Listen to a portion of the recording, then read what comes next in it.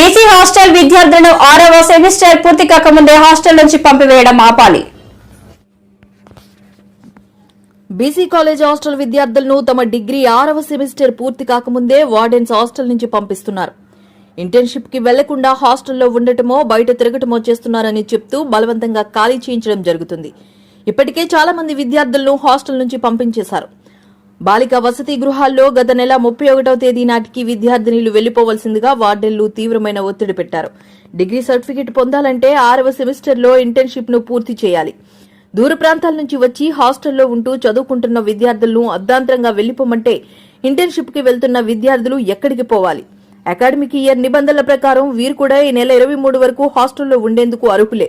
ఈ విషయమై వార్డెన్ను ప్రశ్నిస్తే తమకు అధికారుల నుంచి ఒత్తిడి వస్తుందని, అందుకే మేము విద్యార్థుల్ని పంపించేస్తున్నామని చెబుతున్నారు. ఈ రోజు ఏం జరుగుతుందంటే ఇంటర్మీడియట్ ఎగ్జామ్స్ అయిపోయిన వెంటనే డిగ్రీ విద్యార్థులు ఎవరైతే 6th సెమ్ ఉన్నారో వాళ్ళందరినీ కూడా మార్చి నెలల నుంచే కూడా విద్యార్థులు బయటికి తరమడం జరుగుతుంది. అది ఎలాంటి ఒక జీవో కానీ లేదంటే ప్రభుత్వం నుంచి ఒక ఏది కూడా ఒక కాగితం లేకుండా మొత్తం లేకుండా చేసేసి కేవలం మీరు వెళ్ళిపోండి అని చెప్పి బలవంతంగా స్టూడెంట్స్ పంపించేస్తున్నారు. గర్ల్స్ హాస్టల్ అయితే మరీ దారుణంగా ఒక్క విద్యార్థిని కూడా గర్ల్స్ హాస్టల్లో ఉండకుండా వాళ్ళ ఇంటర్న్షిప్లు చేయడానికి అవసరం లేదు. అవసరమైతే మీరు ఇంటి దగ్గర నుంచి తిరగండి, మీ సొంత డబ్బులు తిరగండి, జిల్లాలు దాటైన సరే మీ ఇంటర్న్షిప్ చేసుకుని తప్ప మిమ్మల్ని మేము హాస్టల్లో ఉంచామని చెప్పి ఇంటర్మీడియట్ ఎగ్జామ్స్ అయిపోయిన దగ్గర నుంచి ఒకటే పాట పాడుకుంటూ విద్యార్థుల్ని బలవంతంగా మెడల పట్టుకుని గెంటేసే విధంగా ఇక్కడున్న విశాఖపట్నంలో ఉన్న రూరల్ అర్బన్ వార్డెన్స్ అందరూ కూడా కుమ్మక్కయ్యి అధికారులందరూ ఒక కుమ్మక్కైపోయి మొత్తం చేసిన పరిస్థితి ఉంది. ఈ రోజు కూడా మనం ఇక్కడికి వచ్చి ఈ బీసీ వెల్ఫేర్ ఆఫీస్లో మనం లెటర్ ఇచ్చినా సరే దానికి ఒక అక్నాలజ్మెంట్ కూడా ఇవ్వకుండా ఈరోజు అధికారులు అనేది మాతో స్పందించడం, మాకు అంటూ ఒక సరైన మాకు ఆన్సర్ అవ్వకుండా మీరు లెటర్ తీసారండి ఇస్తే ఉంచుతామని చెప్పి ఏదో దయాదాక్షణ్యాల మీద మాకేదో విద్యార్థులకు దయాదాక్షణ్యం చూపిస్తున్నట్టు మాట్లాడుతున్నారు. కానీ ఈ పిల్లలందరికీ కూడా బిల్లులు అర్హత, వీళ్ళందరికీ బిల్లులు పడుతున్నాయి. ఏప్రిల్ 23 వరకు వీళ్ళందరికీ హాస్టల్లో ఉండే హక్కు ఉంది వీళ్ళందరూ కూడా. కానీ దాన్ని అందరినీ కాలు రాస్తూ మేము మీకు భిక్ష పెడుతున్నాం, మీరు లెటర్ తీసుకొస్తే మేము మీకు ఒక కూడు పెడతాం, 4 మెతులు గింజలు పెడతాం తప్ప లేదంటే మీకు ఎవరికి మేము ఫుడ్ పెట్టాం, మిమ్మల్ని ఉంచమని చెప్పి చాలా దారుణంగా మాట్లాడుతున్నారు. డైరెక్ట్గా ఈ బీసీ అధికారులే హాస్టల్కి వెళ్ళి పిల్లలు బెదిరించి వార్డెన్స్ వీళ్ళు కలిసి బెదిరించి మొత్తం పంపేయడం జరుగుతుంది. మేము దీన్ని తీవ్రంగా ఖండిస్తున్నాం. మరొకసారి ఇది మేము హెచ్చరిక చేస్తున్నాం. మళ్ళీ కనుక ఇలాంటి బెదిరింపులు కానీ చేసినట్టయితే మేము ఊరుకోము. అలాగే ఇప్పటికే ఇంటికి వెళ్ళిపోయిన విద్యార్థులందరూ కూడా వార్డెన్స్ తక్షణమే ఫోన్లు చేసి వాళ్ళని మళ్ళీ తిరిగి రప్పించి హాస్టల్లో వాళ్ళకి నిలయం ఇవ్వాల్సిందిగా మేము డిమాండ్ చేస్తాం. ఇది కనుక జరగకపోతే తర్వాత పర్యవసానాలు దారుణంగా ఉంటాయని చెప్పి మేము ఈ ప్రభుత్వానికి కానీ అధికారులకు కానీ ఆ వార్డులందరూ కూడా తీవ్రంగా హెచ్చరిక చేస్తూ ముగిస్తున్నాం. కూటమి గెలవబోతుంది, వైసీపీని తుంగలో తొక్కబోతున్నాం. మంత్రి దాడిశెట్టి రాజావి హత్య రాజకీయాలు. కాకినాడ ఎంపీ అభ్యర్థి ఉదయ్ శ్రీనివాస్ ని బీజేపీ టీడీపీ శ్రేణుల సహకారంతో భారీ మెజారిటీతో గెలిపిద్దాం. ఇస్తున్నట్టు పబ్లిసిటీ, ఇతను పథకాలకు ఇచ్చే డబ్బు సపోజ్ ఫర్ ఎగ్జాంపుల్ ₹1,00,00,000 అయితే ఈ పథకాల గురించి అతను ఇచ్చుకునే పబ్లిసిటీ 10 కోట్ల పబ్లిసిటీ ఇచ్చుకున్నాడు. మరి ఆ 10 కోట్ల పబ్లిసిటీ కొంత జనాలకే ఇవ్వయా స్వామి అని మేము అంటున్నాం. కానీ అతనికి పబ్లిసిటీ కావాలి. ప్రతి ఇంటికి అతికిస్తాడు జగనన్న మా భరోసా, ఏంటది మా నమ్మకం. ఇంతకన్నా దారుణంగా ఉంటుంది. జగన్మోహన్ రెడ్డి కన్నా మోసగించేవాడు ఎవడన్నా ఉంటాడా? జగనన్న మా నమ్మకం ఇంకెక్కడో ఆఖరికి మనం వచ్చే పత్రాలు లేకపోతే డాక్యుమెంట్స్లో అన్నీ లేదు. ఎలక్షన్ అయిన తర్వాత అతను ఇంకోసారి రాడు పక్క.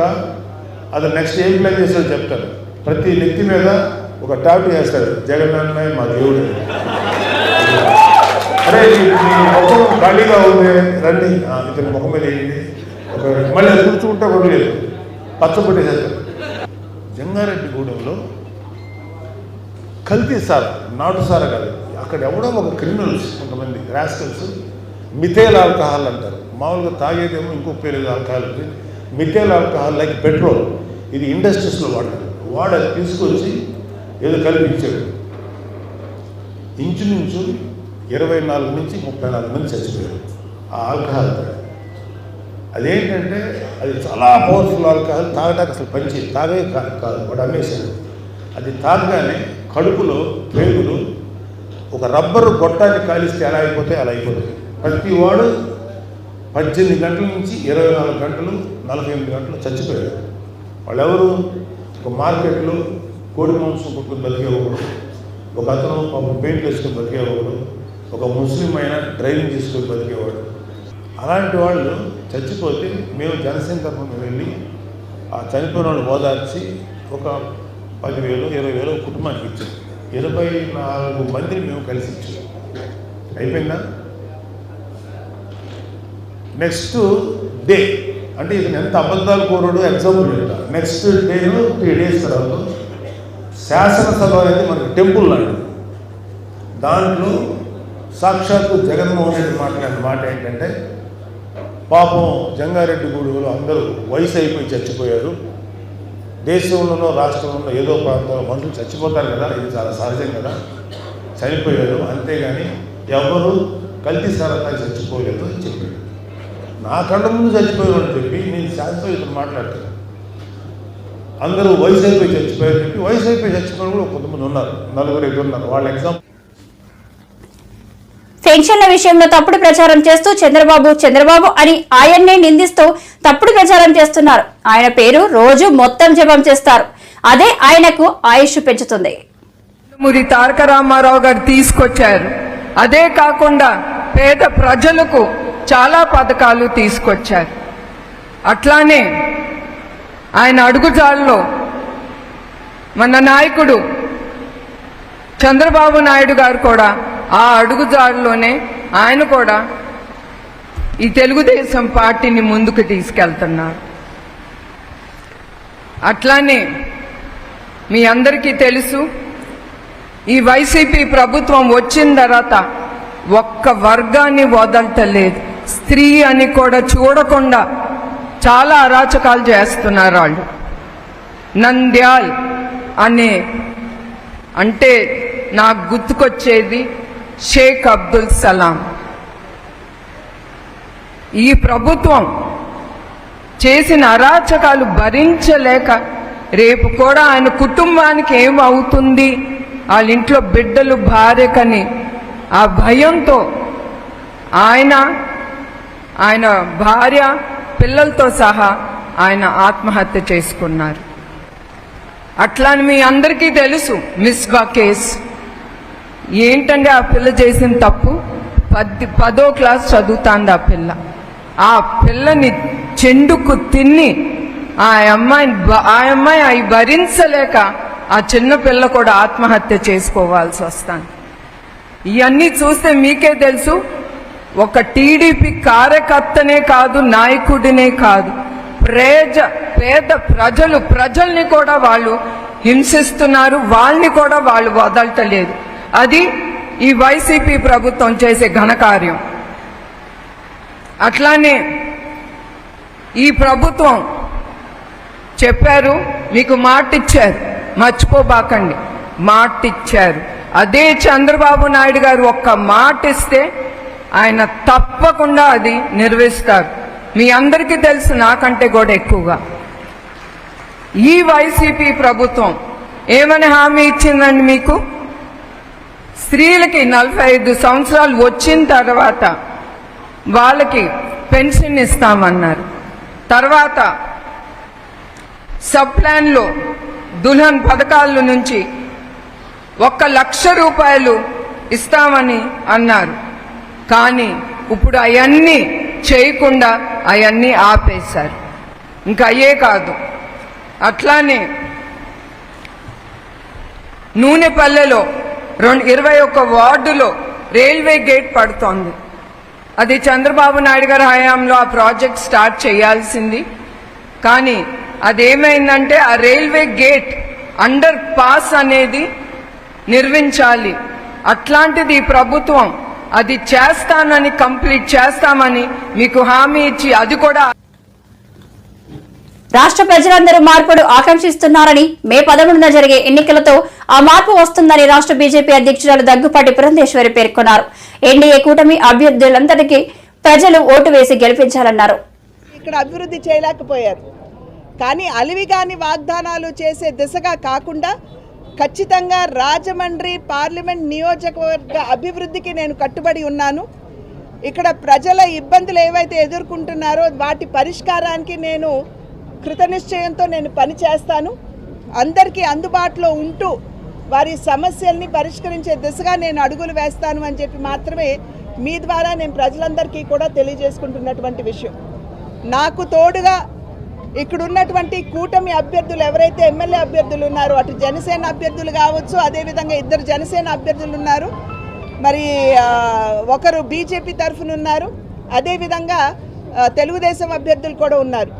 వారందరినీ కలుపుకుంటూ నేను ముందుకు వెళుతూ వారి సహకారంతో ఇక్కడ ఉన్నటువంటి సమస్యల పరిష్కారానికి నేను నా శాయశక్తుల నా పరిధి మేరకు నేను కృషి చేస్తాను అని చెప్పి మీ మాధ్యమంగా నేను ప్రజలకు తెలియజేస్తున్నాను. అదేవిధంగా నా అదృష్టం ఏమిటంటే ఆదికవి నన్నయ్య పుట్టినటువంటి పుణ్యభూమి ఇది. అదేవిధంగా కందుకూరి వీరేశం పంతులు గారు, అదేవిధంగా మరి ప్రకాశం పంతులు గారు, వీరందరూ కూడా నడయాడినటువంటి పుణ్యభూమి ఇది.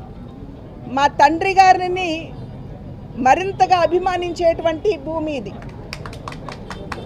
ఇక్కడికి వచ్చినటువంటి వారిని అందరినీ కూడా హక్కున చేర్చుకుని ఆదరించేటువంటి భావన ఇక్కడ ఉన్నటువంటి ప్రజల మనసుల్లో ఏ విధంగా ఇక్కడ గలగలా గోదావరి పక్కన పారుతూ ఉంటుందో అటువంటి నిశ్చలమైనటువంటి మనస్సుతో వచ్చిన వారందరినీ కూడా ఆదరించేటువంటి మంచి మనసు కలిగినటువంటి ప్రజలు ఉన్నటువంటి నియోజకవర్గం ఇది.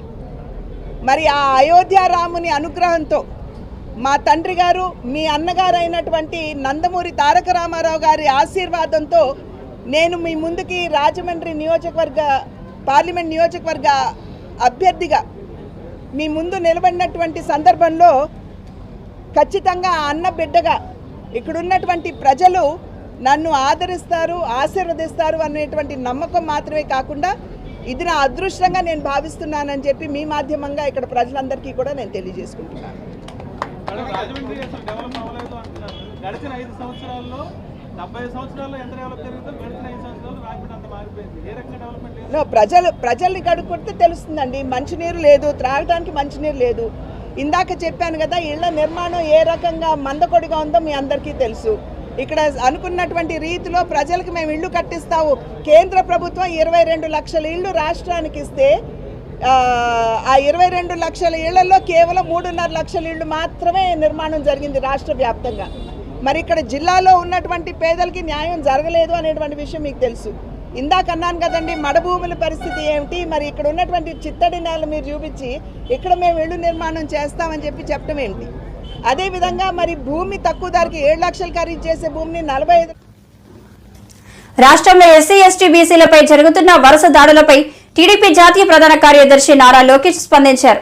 ఓవైపు వారిని పొగుడుతూనే మరోవైపు వైసీపీ మూకాలు ఆయా వర్గాల వారిపై దాడి చేయడం హేయనీయమన్నారు. గర్వపడేది చేనేతలు ఆదుకునేదానికి టాటా సంస్థతో ఒప్పందం కుదిరించుకుని వాళ్ళ కోసం ఒక వీవర్శాల మంగళగిరిలో కట్టించి మళ్ళీ పూర్వ వైభవం తీసుకురావాలి. మంగళగిరి అంటే మగ్గాలనే ఆలోచనతో 25 మగ్గాలతో ఈ రోజు మేము ఆ ప్రాజెక్ట్ మొదలు పెట్టాం. ముందు తీసుకెళ్తాం. సో గెలిచిన వాళ్ళు పట్టించుకోలేదు తల్లి. నేను ఓడిపోయినా మంగళగిరిలో ఉన్నా, మంగళగిరికే సేవ చేశా. నేను ప్రతిపక్ష పార్టీ అభ్యర్థిగా ఓడిపోయిన వ్యక్తిగా ఒక ఐటీ పరిశ్రమ తీసుకొచ్చాను. ఈరోజు దాదాపు 150 మంది అక్కడ పనిచేస్తున్నారు. అంటే ప్రతిపక్షంలోనే నేను ఇంత కష్టపడ్డానంటే రేపు అధికారంలోకి వచ్చిన తర్వాత ఎంత కష్టపడతాను ఒక్కసారి ఆలోచించమని మిమ్మల్ని అందరూ నేను కోరుతున్నాను. అవసరం ఉంది, అది తప్పనిసరిగా నేను చేస్తాను. రెండోది మీటింగ్ అందరూ ఒకటే కంప్లైంట్ చేస్తున్నారు. అపార్ట్మెంట్లు ఎక్కువ వచ్చినాయి, మూసీ నది కూడా తయారైంది, కేటాయించాం. కానీ మున్సిపాలిటీ వైకాపా పార్టీ చేతుల్లో ఉంది. ఆ ప్రాజెక్ట్ ముందరికెళ్ళా తీసుకుంటామని ఈ సభాముఖంగా నేను మీ అందరికీ హామీ ఇస్తున్నాను. అక్కడ దాదాపు 45 సంవత్సరాలుగా జేసీ కుటుంబం ఇది చాలా అండ్ ఇంకా మన నియోజకవర్గంలో స్వర్ణకారులు ఎక్కువ. దాదాపు ఇక్కడ చాలా మంది దేశానికి గోల్డ్ క్లస్టర్ గా మంగళగిరిని కేర్ ఆఫ్ అడ్రస్ చేయాలి. 50 నుంచి 100 ఎకరాల భూములు ఎవరికైనా ఆభరణాలు కావాలి, ఇక్కడనే డిజైన్ అవ్వాలి, ఇక్కడనే మ్యానుఫ్యాక్చరింగ్ అవ్వాలి. అది ఎందుకు మ్యానుఫ్యాక్చరింగ్ మన దగ్గర చేయకూడదు? మన ఎల్ఈపీఎల్ ఇట్లా వస్తాం. దానివల్ల కనీసం ఒక 40,000 మందికి 30 నుంచి 40,000 మందికి ఏర్పడిన మొదటి 100 రోజుల్లో దానికి పనులు కూడా ప్రారంభిస్తామని ఈ సభ దాంట్లో డౌట్ లేదు. నేను ఇక్కడ నియోజకవర్గం ఎంచుకునే ముందరనే అనేక ఐటీ పరిశ్రమలు వచ్చినాయి. మన నియోజకవర్గంలో పుట్టి పెరిగిన పక్కనే ఉన్న హెచ్సిఎల్ కూడా మీరు చూస్తే అన్నాడు 20,000 మంది పనిచేస్తారని వాళ్ళు భూమి కూడా తీసుకుపోయారు. తప్పనిసరిగా స్పిల్ఓవర్ ఐటీ కంపెనీలు కూడా మంగళగిరికి తీసుకొస్తాం. ఇది వాస్తవంగా ఇంటరాక్షన్ ప్రోగ్రామ్. ఇప్పటికి నేను చాలా ఎక్కువ మాట్లాడేశాను. ఎవరు మాట్లాడాలనుకుంటే మీరు చేయొద్దండి, నేను కూర్చుంటే. జనవరిలో కానీ ఫిబ్రవరిలో కానీ కొన్ని వేల మంది రిటైర్ అయ్యారు ఎంప్లాయీస్. వాళ్ళేమీ లేకుండా ఎంటీ చేతులతో రిటైర్ అయితే వాళ్ళ ఫ్యామిలీ మెంబర్స్ ఎంత కష్టపడుతున్నారో ఇవాళ ఆలోచిస్తారు. మన గవర్నమెంట్ ఎప్పుడు వస్తుందా, మన అమౌంట్ ఎప్పుడు వస్తుందని ఎదురు. స్త్రీ శక్తి పేరుతో కుట్టు నేర్పిస్తాం కాదు, నేర్పించిన తర్వాత కుట్టు మెషిన్లు కూడా తెలుగుదేశం పార్టీ మంగళగిరి నియోజకవర్గంలో అందిస్తాం జరుగుతుంది. వాళ్ళందరినీ కూడా కలిసాను తల్లి. ఎంబ్రాయిడరీ మెషిన్స్ కూడా తీసుకొచ్చి వాళ్ళందరూ కూడా ఎట్లా ఆదాయం పెంచాలని దానిపైన మేము వర్కౌట్ చేస్తున్నాం. ప్రైవేట్ సంస్థలతో కూడా మారుతున్నాం. రెడీమేడ్ గార్మెంట్స్ మేము చేస్తాం. మీరు అవసరమైతే అదనపు ట్రైనింగ్ కూడా ఇస్తాం. మీరు మాకు పని కల్పించడం కూడా నేను కోరుతాం జరుగుతుంది తల్లి. వాళ్ళతో తప్పనిసరి నేను వర్కౌట్ చేసి ఒక మోడల్ తీసుకొచ్చే బాధ్యత నేను తీసుకుంటా. అది నంబర్ 1. నంబర్ 2, సంక్షేమ అభివృద్ధి అనేది రెండు కలిసికట్టుకెళ్ళాలమ్మా. ఈరోజు ఈ ప్రభుత్వం కేవలం బటన్ నొక్కే చంద్రబాబు ఉచ్చులో షర్మిల చిక్కుకున్నారు. వైఎస్ కుటుంబంలో చిచ్చు పెట్టాలని చూస్తున్నారు. చంద్రబాబుతో కలిసి జగన్ పై షర్మిల కుట్రలు చేస్తున్నారు. రాజకీయాన్ని 3 దశాబ్దాలుగా చూశారు. రాజశేఖర రెడ్డి గారు బ్రతుకున్న సమయంలోనే జాతీయ పార్టీగా ఉన్నటువంటి కాంగ్రెస్ లోనే కొంతమంది పెద్ద తలకాయలు ఇక్కడ ఉన్నటువంటి చంద్రబాబు నాయుడుతో చేతులు కలిపి ఆ కుటుంబాన్ని విడదీయాలని చేస్తున్నటువంటి కుట్రలని కడప ప్రజలకేమీ కొత్త కాదు. రాజశేఖర రెడ్డి గారు చనిపోయిన తర్వాత ఇవాళ మీరు ఏదైతే సానుభూతి కోసం మాట్లాడుతున్నారో అదే వివేకానంద రెడ్డి గారు వైఎస్ కుటుంబం నుంచి పూర్తిగా డీవియేట్ అయ్యి ఆ రోజున ఒక మంత్రి పదవి కోసం కాంగ్రెస్ పార్టీతో చేతులు కలిపి జగన్మోహన్ రెడ్డి గారికి వ్యతిరేకంగా, వైఎస్ బిడ్డలకు వ్యతిరేకంగా ఆ రోజున రాజకీయం చేసింది కడప ప్రజలు చూడలేదా? వైఎస్ వివేకానంద రెడ్డిని ఓడించడానికి ఎమ్మెల్సీ ఎన్నికల్లో మీరు పక్కన పెట్టుకుని మాట్లాడుతున్నటువంటి బీటెక్ రవి ఆ రోజు వైఎస్ వివేకాన్ని ఓడించడానికి ఎవరైతే ప్రయత్నం చేశారో వాళ్ళందరూ కూడా ఇవాళ మీతోటి కలిసి ప్రయాణం చేసే పరిస్థితి, మీ గురించి సానుభూతిగా మాట్లాడేటటువంటి పరిస్థితి. కడప ప్రజలు ఎన్నాళ్లుగా చూస్తున్నారు ఈ రాజకీయాన్ని. నిటారుగా నిలబడుతున్నటువంటి నాయకత్వాన్ని వెన్ను విరగగొట్టాలని అటు వైఎస్ మీద ప్రయత్నం చేశారు, ఇటు వైఎస్ కొడుకు జగన్మోహన్ రెడ్డి గారి మీద ప్రయత్నం చేస్తున్నారు. కాకపోతే ఈసారి చంద్రబాబులో షర్మిల చిక్కుకోవటమే మా దురదృష్టం, చంద్రబాబు అదృష్టం. కాబట్టి ఈరోజు కడప మీద నిలబడి, కడప గడ్డ మీద నిలబడి హత్య రాజకీయాల గురించి లేకపోతే మరొక దాని గురించి ఎవరైనా ఎన్నికల్లో ఎందుకు పోటీ చేయాలనుకుంటారు? షర్మిల గారు ప్రజల సమస్యలు దాని మీద పరిష్కరిస్తాననేటటువంటి నమ్మకం ఉన్న వాళ్ళు పోటీ చేయాలని అనుకుంటారు, పార్టీలు పెట్టాలని అనుకుంటారు, పార్టీలకు నాయకత్వం వహించాలనుకుంటారు. కానీ మీరు 2 విషయాలు చెప్తా ఉన్నారు. హంతకుడు హంతకుడు అని అవినాష్ రెడ్డి మీద ముద్ర వేస్తా ఉన్నారు. కేసు విచారణ అంటే మీకు కోర్టుల మీద నమ్మకం లేదు, చట్టాల మీద నమ్మకం లేదు. మీ బుర్రలో ఏది తోస్తే అదే తీర్పు, అదే విచారణ, మీరు కూడా శిక్ష కూడా మీరే వేయాలనేటటువంటి వైఖరి ఇది సరి అయిందేనా? కోర్టు విచారణలో జరుగుతున్నటువంటి విషయాలు, దానికి సంబంధించినటువంటి ఏమిటి అనేటటువంటిది దాని లోతులకు వెళితే ఈ ప్రెస్ మీట్ సరిపోదు. కానీ విచారణ పరిధిలో ఉన్నటువంటి ఒక అంశాన్ని తీసుకొచ్చి ఎన్నికల అంశంలో మార్చడంలో మీ రాజకీయం ఏమిటి? ఆ రోజున జగన్మోహన్ రెడ్డి గారికి వ్యతిరేకంగా, విజయమ్మ గారికి వ్యతిరేకంగా వైఎస్ వివేకాన్ని నిలపడంలో ఈ కూతురు సునీత, ఆ కుటుంబము ఆ రోజున ప్రోత్సహించింది నిజం కాదా? ఈ రోజున మీ స్వార్థ కారణాలతోటి మీరందరూ కూడా ఏకమయ్యి ఇవాళ ఒక స్క్రిప్ట్ ప్రకారం